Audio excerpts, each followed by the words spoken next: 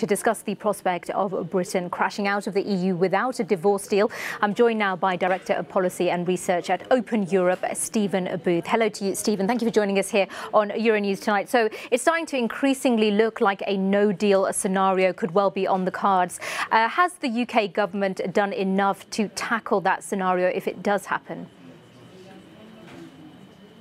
Well, I think the first thing to say is that politically, it's still quite difficult to see how a no deal would happen.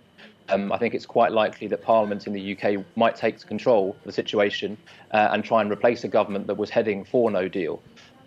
Clearly, on both sides of the Channel, in Brussels, but also in London, both sides are stepping up for their proposals and plans for no deal.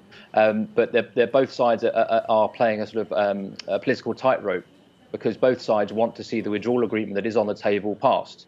The government in the UK and obviously the European Commission both want to see the deal that has been negotiated past Parliament. So they're sort of playing a balancing act between, on the one hand, saying that no deal shouldn't happen, isn't possible, would be chaotic and so on. But on the other hand, they are going to have to start preparing businesses for what might be the kind of default scenario if we don't get a deal reached. Well, as you say, the rest of the EU is also putting preparations in place in case there is a no-deal scenario. How important is it for the rest of Europe to avoid a no-deal Brexit?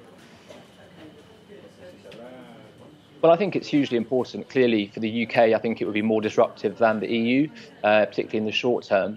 But I think both sides will do an awful lot, and we'll see how much more that might be done in terms of improving the current deal over the Christmas break. Because I think both sides politically, I think no deal would be certainly a worst case scenario from both sides' point of view. Economically, I think in the short term, the UK would have the bigger problems.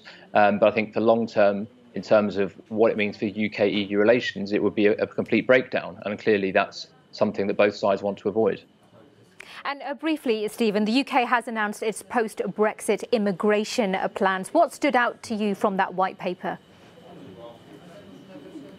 Well, I think the key message is that the UK, in the first instance, is going to have a new system which doesn't distinguish between EU nationals and non-EU nationals. Up to now, we've had this free movement of people, so it's been much easier to come to the UK as an EU national than it has as a non-EU national. So again, that's an important political message that the UK is sending globally, but also domestically, to say that actually post-Brexit immigration policy in the UK will be fundamentally different. OK, Stephen Booth there from Open